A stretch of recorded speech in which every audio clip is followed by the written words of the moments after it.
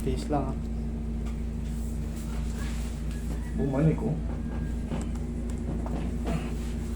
Bumalik. I-relax lang. Sabi ko na, huwag ano eh. Huwag gagalaw eh.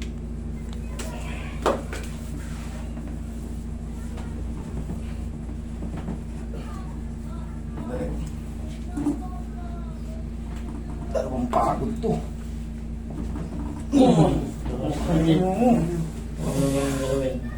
Ayan, sabi nakadamit ka. Ayan, nakadamit ka na yan. Ayan Bumalik na ka agad eh. Sige, sigaw mo lang. Double. Hindi ako papayag kasi alam ko eh. Alam ko talaga eh. Kaya mag-iingat kasi pag kinilos. Dahil maluwag na nga. Sanay na ng 3 linggo yung ligaments and muscle na naka-hyperextend ng ganun. Gumanon no? Tama, iba na naman yung pitik.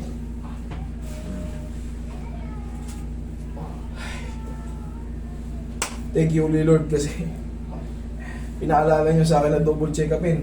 Pag suot ng damit to, gumano no. Ramdam na ramdam ko talaga. Bumalik eh.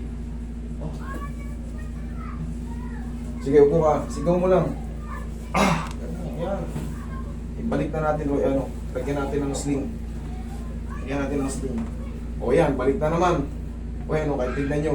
O, ayan, bilog na naman. O. Ayan. O, kahit bitawan mo yan, kahit bitawan mo yan, kahit bitawan mo yan. Kasi baka sabihin nila, hinahawakan mo eh.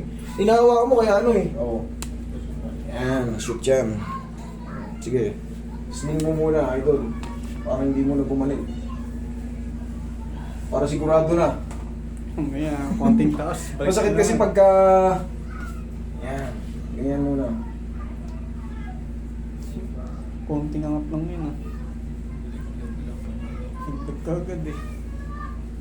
Hindi, ako hindi ako papayag ng ganun. Kaya dinouble check ko eh. Pag double check ko, gumano no? Hindi mo napansin, idol, nung ginanon mo, nung pag-suot mo ng damit, Konting ano. pumitik, di ba? Ganyan lang. Pero siyempre, hindi naman ako papayag. Eh. Siyempre, kaya nga tayo nandito. Alam mo nyo, bala ko nang sukuan eh. Pero siyempre, yung old method natin, kailangan na eh. Shoot natin ang todo. Para... Thank you. O, huwag mo munang idol, pakialaman. Hayaan mo muna siyang ano, patulog ka muna ng ganyan. Hayaan mo muna siya, ayan, mag-ano yan. Mabilis naman ang metabolismo mo. Huwag mo munang piliting ano, huwag mo munang piliting iangat. Tapos, kahit pa paano, abot mo naman ng paw yan, ganun-ganunin mo lang. Okay? Okay ka lang, di ka nahihilo? Okay, very good. Malakas ang pain tolerance. Papets ng damit, mabumalik ko din. Hindi. Kahit wag ka muna maligo kahit mga 2 araw.